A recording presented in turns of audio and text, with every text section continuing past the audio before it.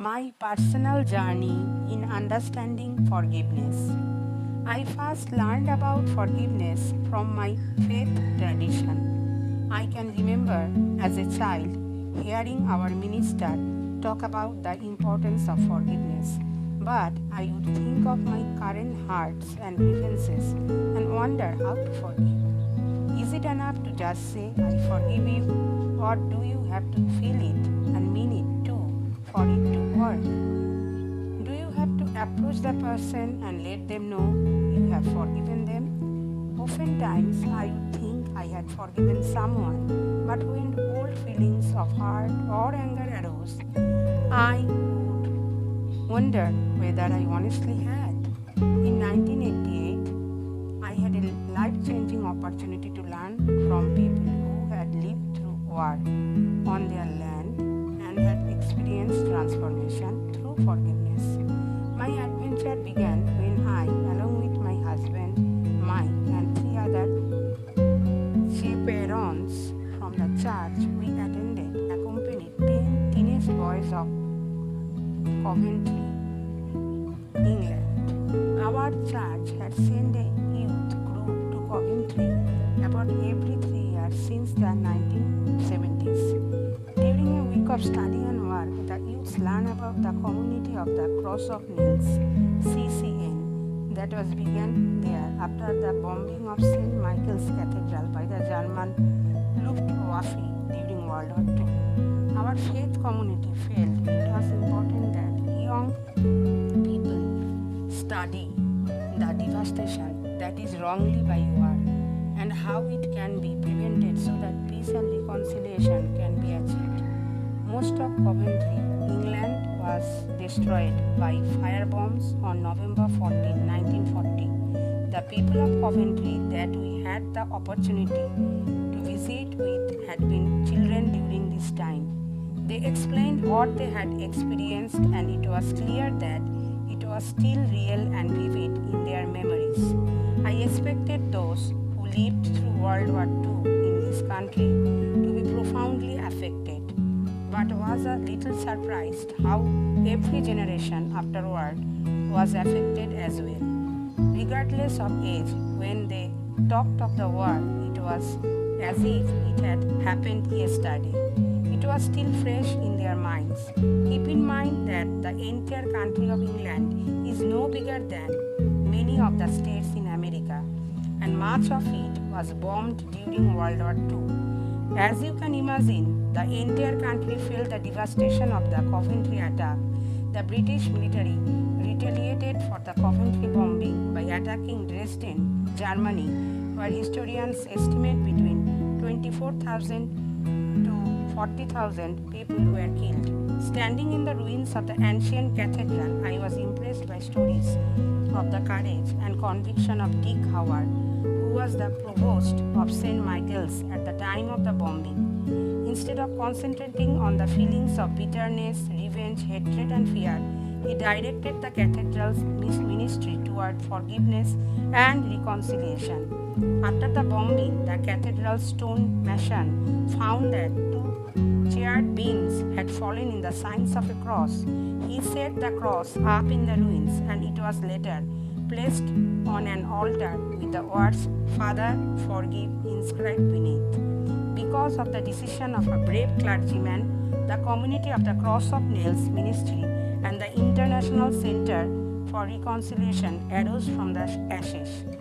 These organizations have networks and centers around the world, providing spiritual and practical solutions in the areas of conflict.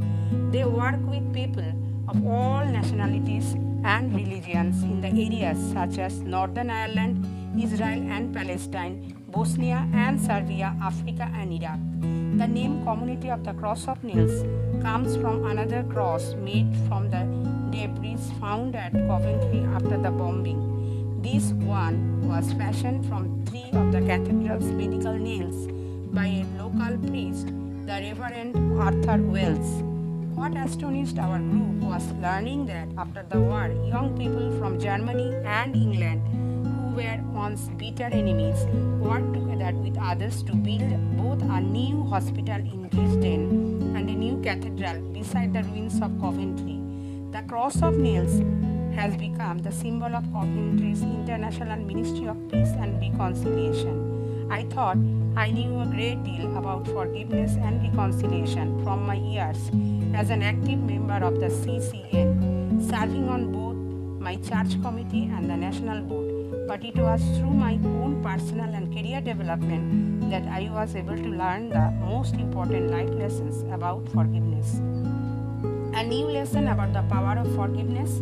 I began my career as a registered nurse. After working for a short time, I made two observations.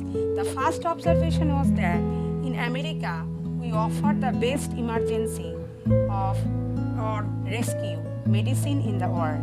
This means if you are having a heart attack, or if you have an accident or develop pneumonia or need an appendectomy, or if you are experiencing any acute illness that may end your life quickly, America is a very good place to be.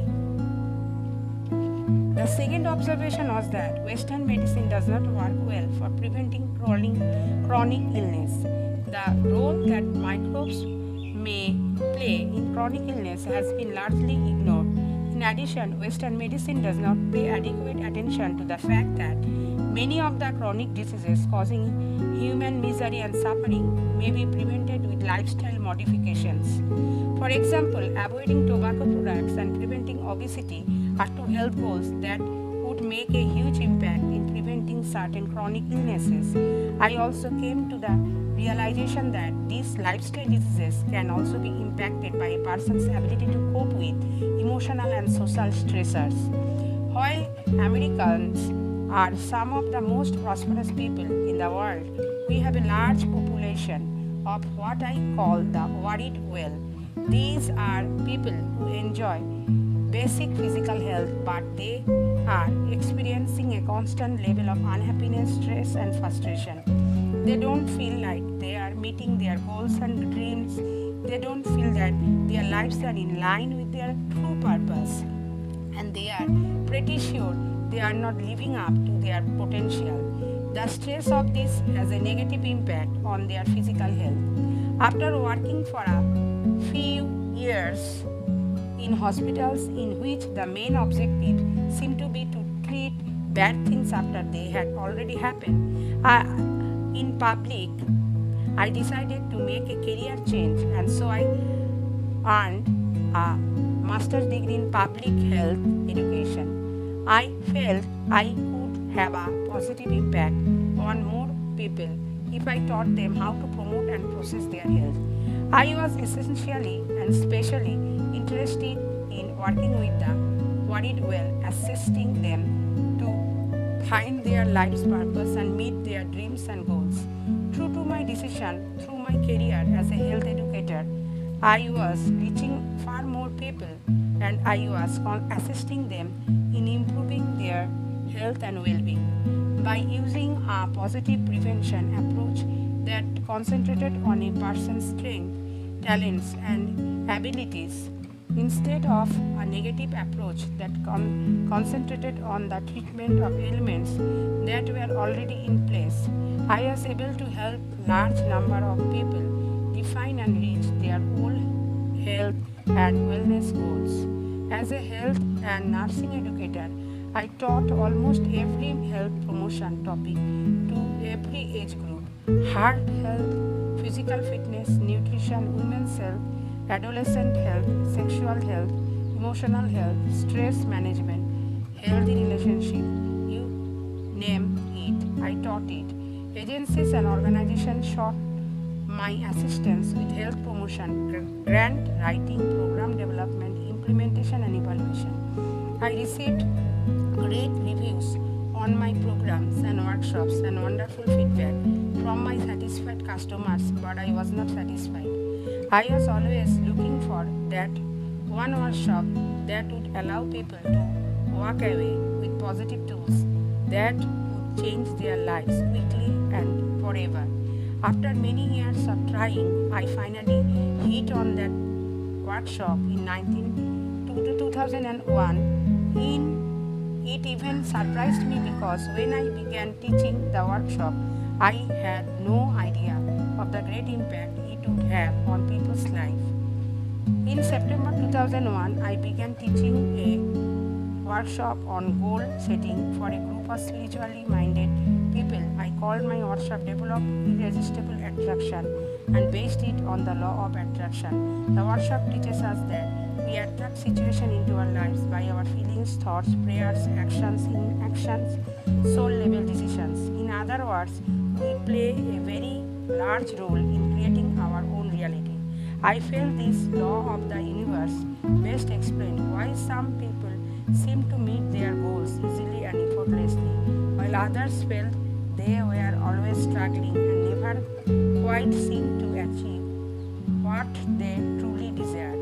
I had studied the positive attitude movement for years and had always wondered why positive thinking and positive techniques worked for some but not for others. In 2001, with this workshop, I finally discovered the secret to manifesting goals and dreams quickly. I figured out how some people manifest easily. Using these discoveries, I developed a technique for writing goals in a specific manner that brings the conscious and subconscious mind into alignment. I taught people to use a specific type of positive affirmation stated as a goal as a way to achieve their desires and dreams. I also taught participants to examine their self-talk and to recognize how it had evolved from childhood. I asked them to share any negative self-talk they had in regard to their goals, especially since these negative thoughts and feelings could block their goals from manifesting. I taught them a technique for removing the blocks and barriers.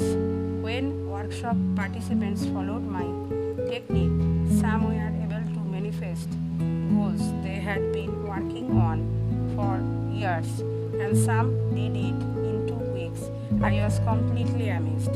What I discovered through many years of studying popular self-help, positive spiritual mental attitude books is that although they covered many of the principles and laws that I covered in my workshops and in my first book, Law of Attraction, Develop Irresistible Attraction, they do not place them in a simple practical formula within a context, the popular framework of goal setting that people were familiar with the accustomed and to using it. I also found that almost all of the great goal setting books ever written would instruct readers to set their goals but would never ask readers how they felt about the goals they set.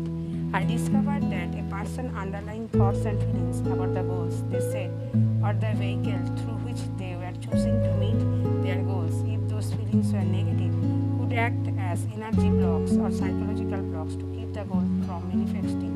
I found that people did not always recognize their underlying feelings and thoughts about a desired goal. I soon discovered a quick way to assist people in recognizing these underlying feelings and thoughts was to assist them with examining their self-talk and how it evolved from childhood. When I combined all the discoveries together, I produced a simple fast-step formula detailed in Law of Attraction. Develop irresistible attraction that assists people to become extremely clear about their desired goals. In addition, this formula assists them through understanding their self-talk to identify and through the process of positive affirmations to remove any underlying negative thoughts and feeling about their goals. I taught them that lack of forgiveness can be one of the largest blocks or barriers. When energetic or psychological blocks around a desired goal are removed, the conscious mind is brought into alignment with the subconscious mind and the goal manifests very quickly. My first workshop was scheduled to meet for 2 hours once a week for a total of 4 weeks. 2 weeks after this workshop began, the World Trade Center was attacked. 80% of my class did not return the third week. As the whole world was in shock, however, the participants who did return had already made the goals they had been working on for several years in just 2 weeks or 4 hours of instruction. They were so excited about their quick manifestations, they could not wait to share them and find out how to make other dreams come true. One woman who returned had been actively trying to get a date for a year and a half without success. She said she was 70 pounds overweight. She also said that she had experienced some miserable past relationships and she felt that all men were, to use her expression, jerks. She blamed her current problem with men on her bad childhood and the fact that she was overweight. However, she was willing to try the technique I taught because she was in her 30s and felt that her biological clock was ticking. She felt she was ready to marry and have children after only 2 weeks in the class, just 4 hours of instruction. She reported that 4 different men had called in the past week and asked her for a date. 4 dates in 1 week. I was astonished. I know that in all the years that I was single, I had never had 4 different men ask me for a date in the same week. She had many dates after that. It took her a year to fully work through her issues around marriage and forgive her past. But when she did, she found a nice man to marry and they now have 2 beautiful children. In January of 2002, Janelle attended my workshop. She was the first Law of Attraction workshop participant who desired to manifest an altruistic goal. She attended to manifest a brand new building for a charter school. She was a member of the charter school's volunteer board. Their current building was in disrepair. She listened general and several different difficulties that were standing in the way of obtaining a new building for the school. The school's lack of money, the fact that her board did not support the idea, the reality that the economy was not strong and that funding agencies do not typically pay for building projects. I had just begun teaching the Law of Attraction workshop at that time and thought to myself that she was probably right.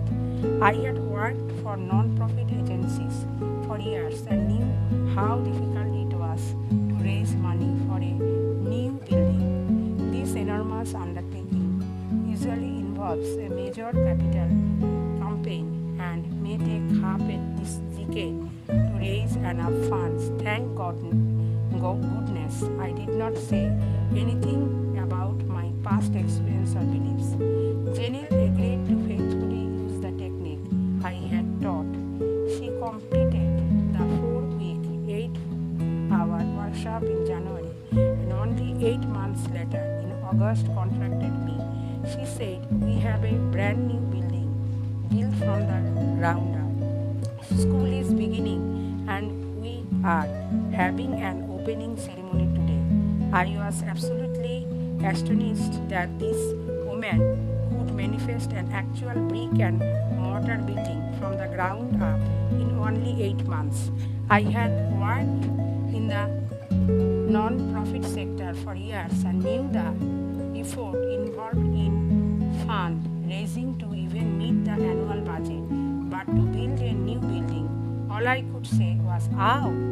At this point, I knew I was on to forgive big, something very big. I did not know quite what I had my hands on, but I knew it was important, powerful, and remarkable, and I wanted to bring this knowledge to the world.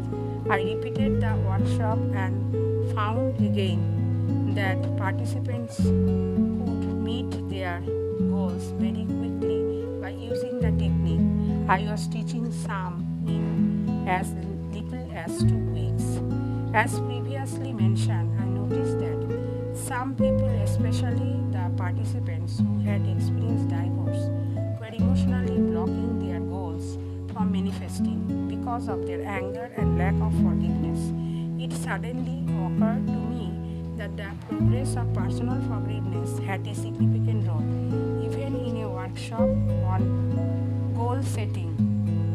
To address this need, I developed guidelines and an affirmation that participants could state to make forgiveness real for them. I found that after using this affirmation, even the participants who had been blocking their goals due to their anger were suddenly able to manifest their goals quickly.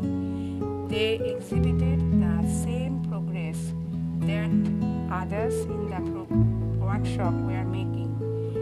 In fact, the results experienced by many of the previously reluctant forgiveness were no less than miraculous. The act of forgiving had positively affected every area of their lives. After working on forgiveness, some participants received money from people or sources that they had not heard from in years. For those in business, results included more customers, profits, and general prosperity. Relationships improved, sometimes dramatically. Severely broken relationships were healed. Participants said that individuals they had forgiven in the privacy of their own home would call or email them right out of the blue. I soon discovered that the law of forgiveness is the most powerful technique that I teach. The law of forgiveness actually activates the law of attraction. The law of forgiveness is not the law of attraction. In fact, in many ways, I have found it to be a much more powerful law.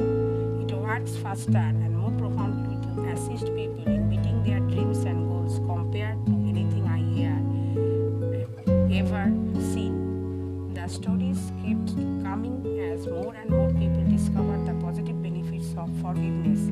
I began hearing from people all over the world who were interested in learning how to forgive. Some people told me that they had spent tens of thousands of dollars over the years purchasing books, tapes, CDs, DVDs, hiring live business coaches, attending positive mental attitude, motivational goal-setting, business building workshop. However, they had very little to show for their investment as they had ever received a clear plan for manifesting their goals until they met me. After reading my book and attending just one coaching session, Jeremy wrote, "Thank you so much for helping me learn, grow, manifest, and create more in my life at a very rapid pace. I have spent years attending personal development and business success programs. I have read many books and spent literally tens of thousands of dollars attending workshops. However, with your incredible book and one fantastic personal coaching session, I was able to meet 2 of my 3 goals in 2 weeks.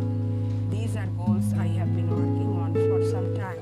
I definitely believe it was the forgiveness technique you taught me that made the biggest difference. I made a goal for a romantic relationship and another personal goal of improving a family relationship. Now my third goal of significantly increasing my income is also coming true and I feel euphoric. I have shared your book with so many my peers, family and associates, all other people over the world, and now they are manifesting too. I look forward to supporting your work in the future because I know the universe we live in has no limits and so many people are going to be helped by what you do. Ever so grateful, Jeremy." By 2005, people were emailing me from all over the world, sharing their manifestation stories. There, time after time, they mentioned how the law of forgiveness had affected them more profoundly than anything else they had ever used to meet their goals. My readers and clients affectionately began calling me the forgiveness lady. It was at their suggestion that I wrote